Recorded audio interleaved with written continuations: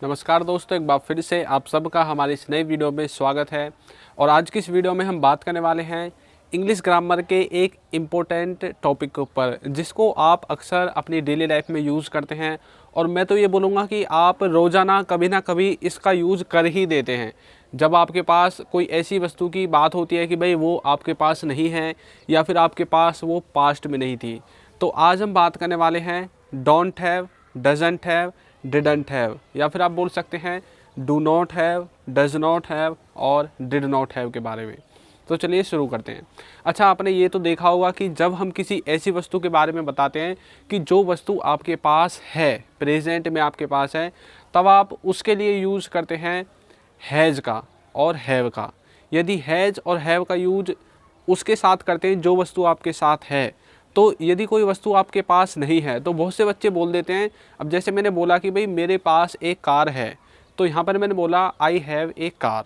अब यदि मैं ये बोलूँ कि मेरे पास कार नहीं है, अब बहुत से बच्चे क्या बोलेंगे, I have not a car. तो देखिए, ये वाला जो आपने सेंटेंस बनाया है, ये सेंटेंस आपका गलत है। आपको ऐसे नहीं बोलना है कि I have not a car, इसमें आपको बोलना है I don't have a car, इस तरह से।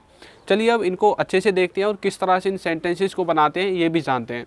तो देखिए, कोई भी ऐसा सेंटेंस जब आप ऐसा बोलना चाहते हैं कि भाई प्रेजेंट में आपके पास कुछ है, तब आप यूज़ करते हैं सबसे पहले सब्जेक्ट, उसके बाद हैज़ और हैव, इन दोनों में से किसी एक का सब्जेक्ट के अनुसार। यदि ही सी इट है तो आपको यूज़ करना है हैज़, और यदि इसके अलावा कुछ और है तो आपको यूज़ करना है हैव का।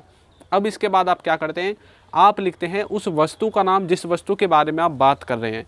जैसे कि मैंने बोला कि मेरे पास लैपटॉप है, तो आप बोलोगे आई हैव ए लैपटॉप। उसके पास कंप्यूटर है, तो आप बोलोगे ही हैज़ ए कंप्यूटर। तो इस तरह से किसी के पास कुछ है, उसमें आप हैज़ और हैव लगाकर उस वस्तु का नाम लास्ट में लिख देते हैं।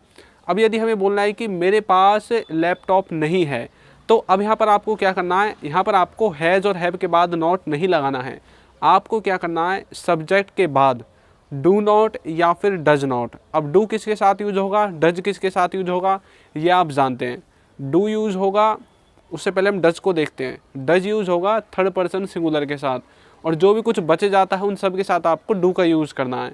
अब जैसे कि थर्ड पर्सन सिंगुलर में आते हैं ही सी इट, इन सब के साथ आपको डज का यूज़ करना है। जैसे कि मेरे पास लैपटॉप नहीं है, तो आप बोलोगे I don't have a laptop. अब यहाँ पर मैंने देखिए जो आई है वो थर्ड पर्सन सिंगुलर के अंदर नहीं आता है, इसलिए मैंने इसमें यूज़ किया डू नॉट का। अब यदि मैं बोलूँ उसके पास लैपटॉप नहीं है, तब आपको बोलना है he does not have a laptop.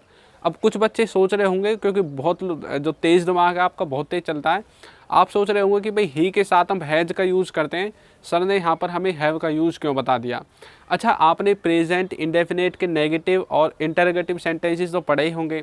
वहाँ पर आपने ये चीज़ सीखी होगी कि जो वर्ब हम डू के साथ यूज़ करते हैं वही वर्ब हम डज के साथ भी यूज़ करते हैं, यानी कि वर्ब की फर्स्ट फॉर्म। अब जब हम यहाँ पर डू के साथ हैव का यूज़ करते हैं, जैसे कि I do not have a car, अब यहाँ पर हमने आई के साथ डू यूज़ किया और डू के साथ यूज़ कर दिया हैव, तो हम डज के साथ भी हैव ही यूज़ करेंगे। या फिर आप ऐसे लगा सकते हैं कि हम इसमें इसकी बेस फॉर्म यूज़ करते हैं, तो डू हो या डज हो सब के साथ हैव ही आएगा। यदि आपके पास कोई चीज़ नहीं है, इसके बारे में आपको बताना है। तो I don't have a car, he doesn't have a car.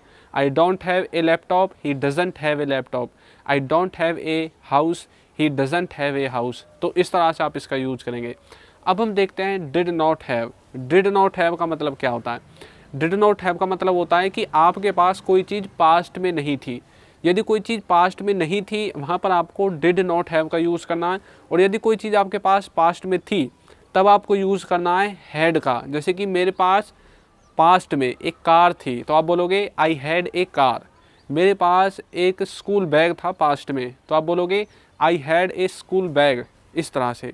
और यदि आपके पास पास्ट में स्कूल बैग नहीं था, तब आप बोलोगे I did not have a school bag. इस तरह से आप इन्हें यूज कर सकते हैं। अब हम इसमें देखते हैं कुछ और एग्जांपल्स, जैसे कि उसके पास एक फ़ोन है, तो आप बोलोगे ही हैज़ ए फ़ोन। उसके पास एक फ़ोन था, तो बोलोगे ही हैड ए फ़ोन। और उसके पास फ़ोन नहीं था, तो बोलोगे he did not have a phone. मेरे पास फ़ोन नहीं है, बोलोगे I don't have a phone. उसके पास फ़ोन नहीं है तो बोलोगे he doesn't have a phone.